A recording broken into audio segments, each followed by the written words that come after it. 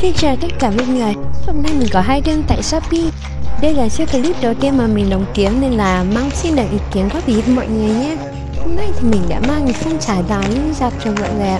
Đây là một cái áo cắm bút mình có rồi nhưng mà còn thiếu nốt một cái thôi. Làm gì thì làm nhưng mà mình vẫn phải chơi cái trò này xét ra.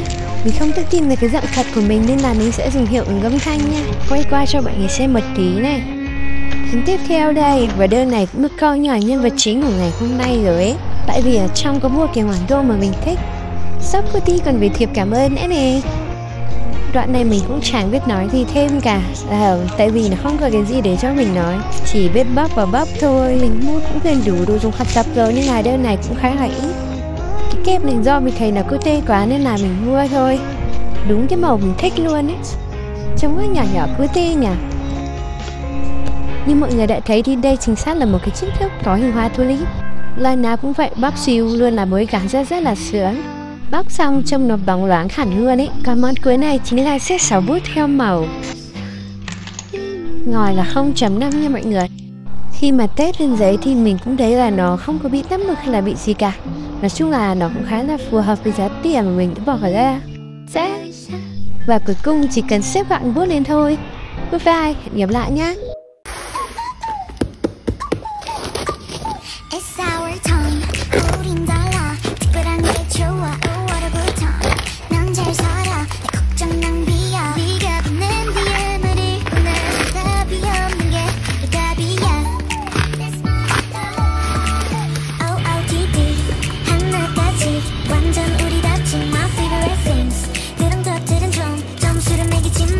생겨 먹은 대로 사네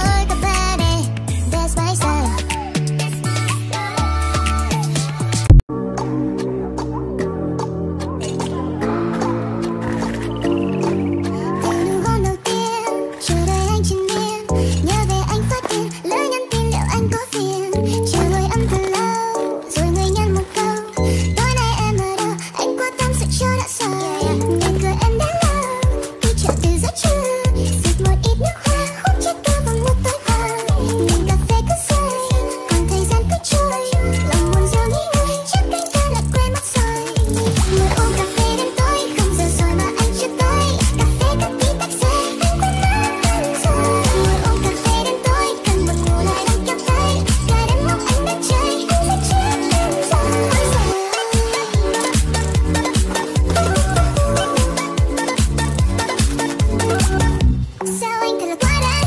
Lỡ mỉm cười là mình chóng váng.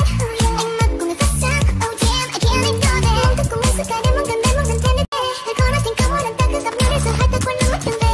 Cười em đã lâu đi chợ từ rất trưa. Xịt một ít nước hoa hút chiếc cao vào một tối qua. Ly cà phê cứ sơi còn thời gian cứ trôi. Lòng buồn rầu nghĩ ngợi trái tim ta lại quên mất rồi. Ngồi uống cà phê đến tối không giờ rồi mà anh chưa tới. Cà phê cất ký tách rơi. Ngồi uống cà phê đến tối cơn buồn ngủ lại đang kéo tới. Cả đêm mong anh đến chơi.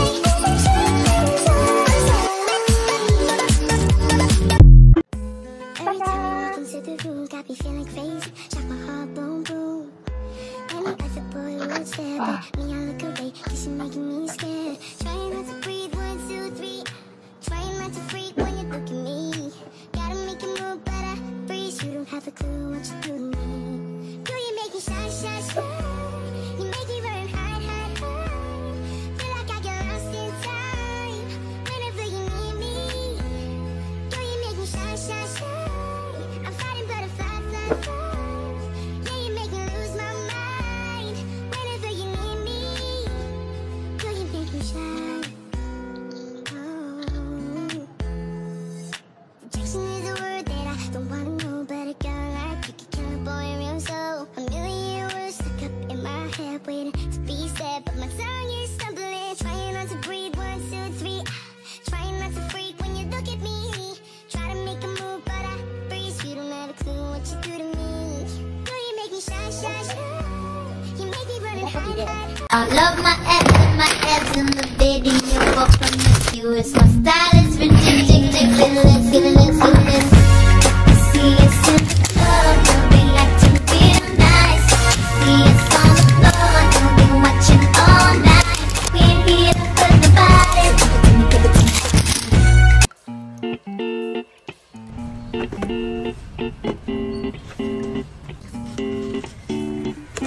Em nói đừng tin vào tình yêu, nhưng khi trông thấy em con tim anh lan nhỉ. Anh cho rằng lẽ nào mình siêu thật, bởi vì em nỗi nhớ anh mỗi khi màn đêm buông xuống thành phố này. Tan tầm cuối ngày, I'm on my way, em đang ở đâu anh thấy hay. Baby call vào số này, gửi anh location, ghé qua nhà em môi chạm tay. I got something to say. Đừng làm cho em bối rối đôi khi, vì mỗi khi đã anh em thương mình. Và nếu như anh đang cố tình làm thì không nên bắt để cho điều anh nói nhiều. I'm falling in love, I'm falling in love, baby. Thì nói với anh rằng đây, giờ anh đã có nhận thêm ở đây. Nếu anh nói tất cả mày nắm trên nụ cười em thì sao? Thêm vào đó là giọng em thì thào khi anh khoác cho em chiếc áo lên vai. Wow, anh nghe được lời cảm ơn ngọt ngào bên tai. Nhưng mà 3 giờ hơn rồi em, đêm còn đang quá ngắn mà cô đơn mình như giờ em đi.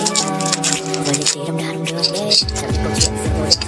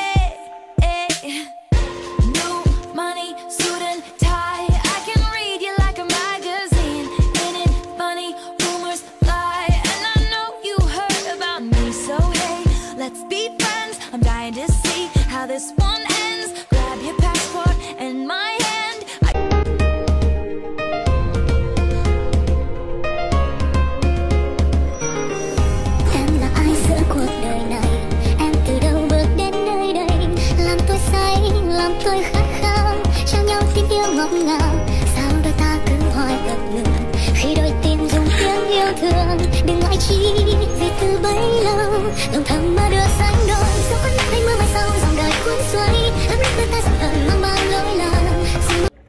I just wanna love myself now. 좋을 때도 나쁠 때도 love my waiting. 화려했던 기대와는 달리 왠지 볼품없다 해도 find the good part, the good part. 얇게진 홈화면 위로 애꿎은 내 손가락만 틱틱. How my 기분은 falling down. Take off mine, zoom in out, pretend I'm fine.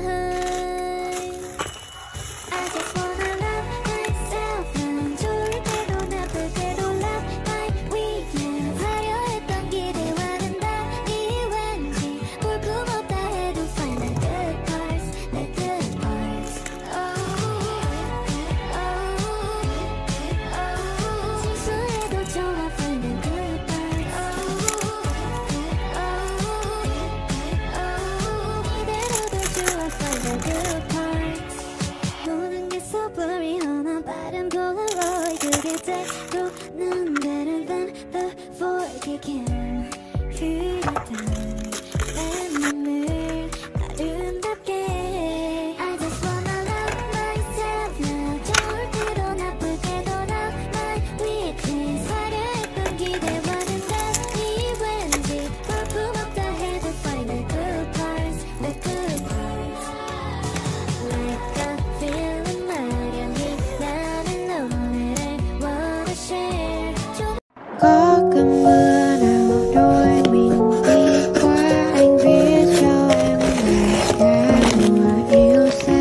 Mùa lá rơi bên hồ, nỗi cô đơn lẫn lên.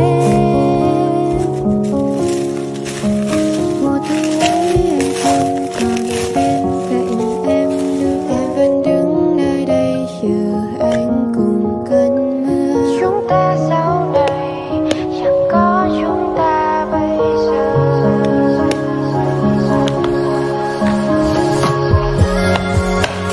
Để bỗng sớm như thức dậy, giật mình khi nhớ ra hai chúng ta cũng là bạn nữa. Có một người trôi qua, nói nhiều điều khiến em ta đánh không ngủ.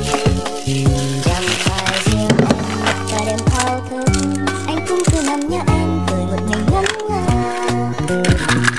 there, I miss you. I just wanna be your